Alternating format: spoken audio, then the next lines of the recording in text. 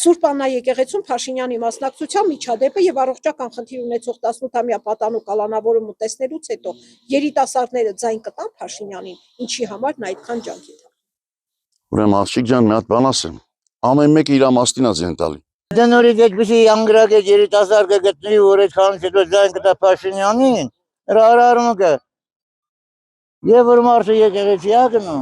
ասորական մանկաստնա է, պաշտոն չկա, եկեղեցում պաշտոն չկա, բոլորը հավասար են։ Ժողովրդին հրելով, ամբողջին հրելով, ծեծելով ամսավ առաջ, որպես ինչ ցույց տա, որ ինքը հավատացյալ է, ծրիգա եւ ահագանան է ինչ մարդը։ Ես երեք երեխա ունեմ, որ իրանք տղեսա, ասում է, ես